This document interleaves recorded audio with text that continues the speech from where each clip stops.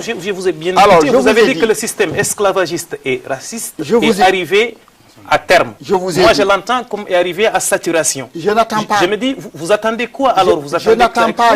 Pour essayer de finir. Alors, quand vous aurez fini, je n'attends pas. Je continue à mener mon action politique, je vous ai dit. Malgré cette conviction grave à laquelle j'ai abouti. Je continue à mener mes activités politiques pour occuper l'espace politique. En tant que député, en tant que maire, en tant que sénateur, en tant que simple homme politique, pour continuer à alerter encore les Mauritaniens sur le danger que nous sommes en train de courir. Et les hommes politiques qui m'écoutent, ils savent qu'à chaque fois que je les ai rencontrés, c'est le seul discours que j'ai tenu. Je n'ai jamais varié, ils le savent tous. Dans toutes les réunions auxquelles j'ai participé, je leur ai dit que la question fondamentale, c'est ça. Maintenant, ce que vous avez amené, on va essayer de faire ce qu'on peut là-dedans, mais la question fondamentale, c'est ça. Et ce que je trouve, effectivement, c'est que nos compatriotes arabes, que je respecte beaucoup,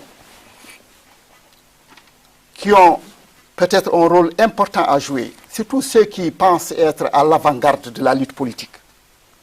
Nous n'avons pas vu encore parmi eux des gens qui sortent du lot pour poser clairement ce problème. Vous savez, les Sud-Africains de Nelson Mandela, ils ne sont pas réveillés simplement et puis De Klerk qui est venu avec Nelson Mandela, ils sont mis dans un coin pour discuter. Ça ne s'est pas passé comme ça.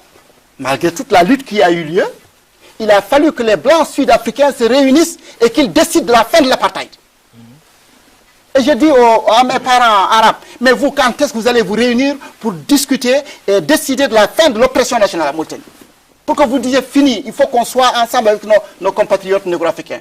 Ils sont comme nous, ils ont les mêmes droits que nous dans ce pays. Refuser de cautionner ce système, refuser d'aller dans le sens, n'est-ce pas, de cette oppression, du déni, n'est-ce pas, de liberté. Mais on n'a pas encore, on a vu des gens, effectivement, dans les partis politiques, qui font des déclarations, qui font des trucs, mais ils ne vont pas faire de choses. Et je l'explique, quand je dis que quand vous n'avez jamais vu, que ce soit la Côte ou autre, faire des marches ici sur le terrain, par exemple, pour condamner le problème de l'esclavage, vous ne l'avez pas vu. Vous n'avez jamais vu, n'est-ce pas, ces mêmes gens descendre dans la rue pour poser le problème des déportés, pour poser le problème, n'est-ce pas, de la question culturelle. Aujourd'hui, les négro-africains sont exclus pratiquement de tout. Dans cette télévision-là, quelle est la part, n'est-ce pas, de la communauté négro-africaine dans cette télévision que moi-même j'ai créée ici en 2003, en 83? Vous n'avez qu'à vous regarder entre vous.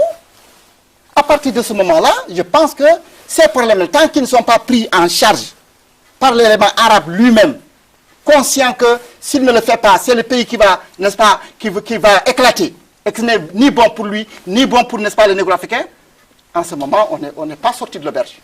S'il n'y a que les Haratines, s'il n'y a que les négro-africains qui continuent à poser concrètement leurs problèmes, et on les indexe pour dire que c'est des racistes, on les indexe pour dire que c'est des particularistes, je crois qu'on n'est pas sorti de l'auberge. Allez.